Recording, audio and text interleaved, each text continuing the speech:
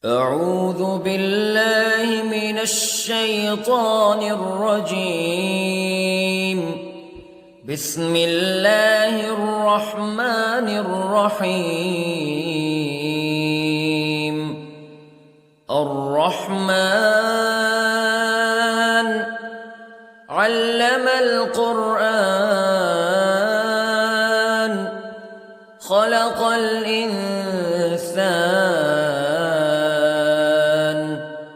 علمه البيان. الشمس والقمر بحسبان والنجم والشجر يسجدان والسماء رفعها ووضع الميزان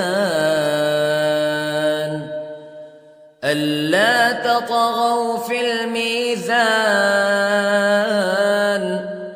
وأقيموا الوزن بالقسط ولا تخسروا الميزان. والأرض وضعها للأنام فيها فاكهة والنخل ذات الأكمام والحب ذو العصف والريحان فبأي آلاء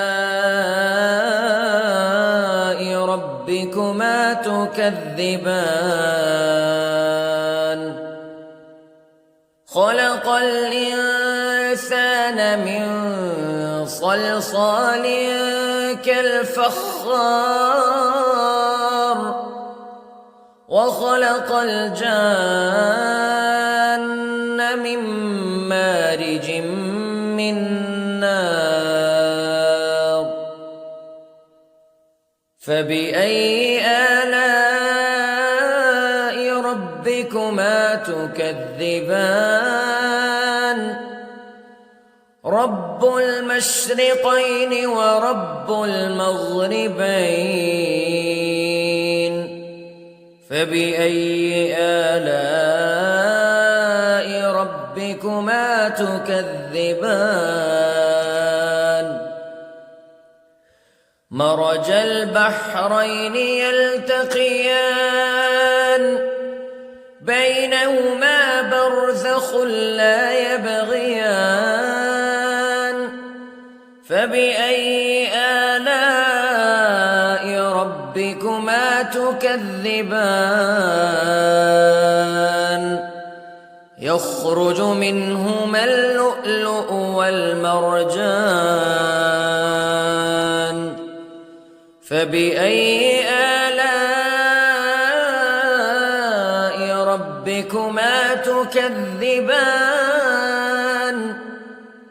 وله الجوار المنشآت في البحر كالأعلام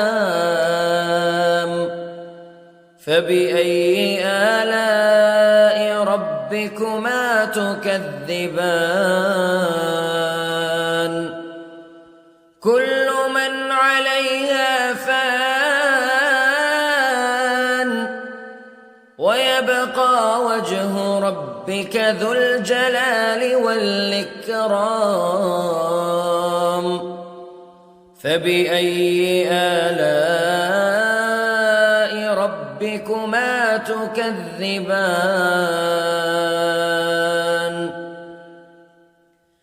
يسأله من في السماوات والأرض كل يوم هو في شأن فبأي آلاء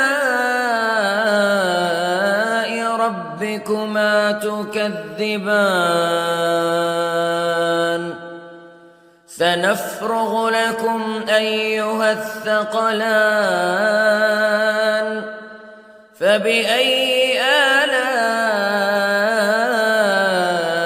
ربكما تكذبان.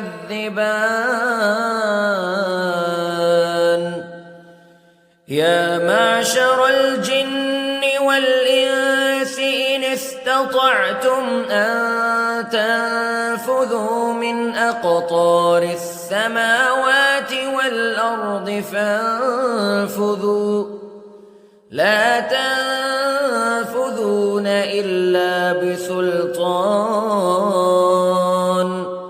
فبأي آلاء ربكما تكذبان يرسل عليكما شواظ من نار ونحاس فلا تنتصران فبأي آلاء ربكما تكذبان فإذا انشقت السماء فكانت وردة كالدهان فبأي آلاء ربكما تكذبان فيومئذ لا يسأل عن ذنبه إنس ولا جان فبأي آلاء ربكما تكذبان يعرف المجرمون بسيماهم فيؤخذ بالنواصي والأقدام فبأي آلاء ربكما تكذبان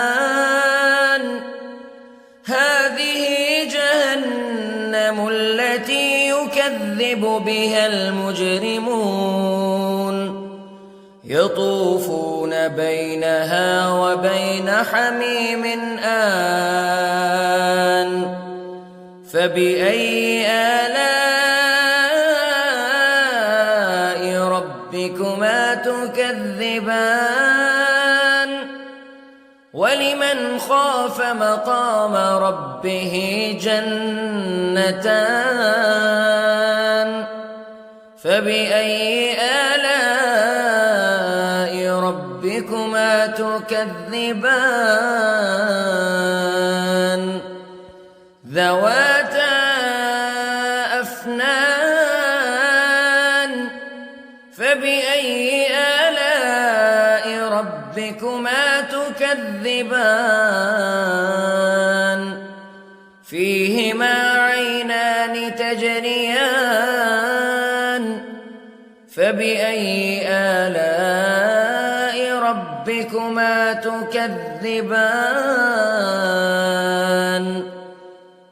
فيهما من كل فاكهة زوجان فبأي آلاء ربكما تكذبان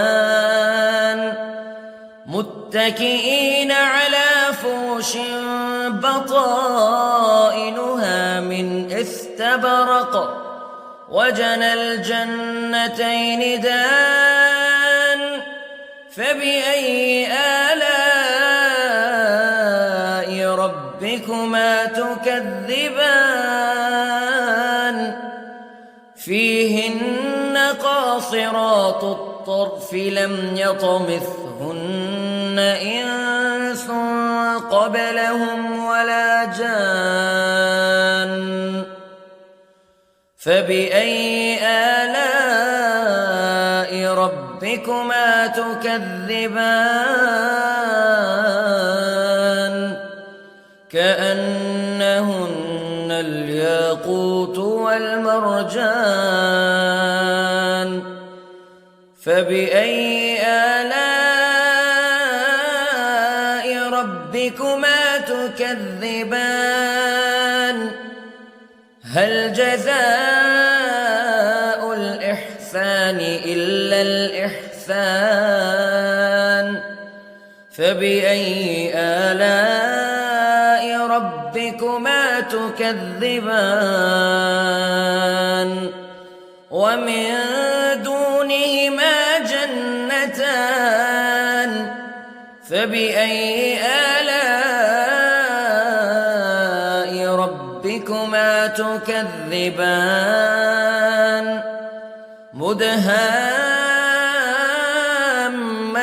مدهامتان فبأي آلاء ربكما تكذبان فيهما عينان نضاختان فبأي آلاء ربكما تكذبان فيهما فاكهة ونخل ورمان فبأي آلاء ربكما تكذبان فيهن خيرات حسان فبأي آلاء ربكما تكذبان حور مقصورات في الخيام فبأي آلاء ربكما تكذبان لم يطمثهن إنس قبلهم ولا جان فبأي آلاء ربكما تكذبان متكئين على رفرف خضر وعبقري حسان فبأي آلاء ربكما تكذبان تبارك اسم ربك ذي الجلال والإكرام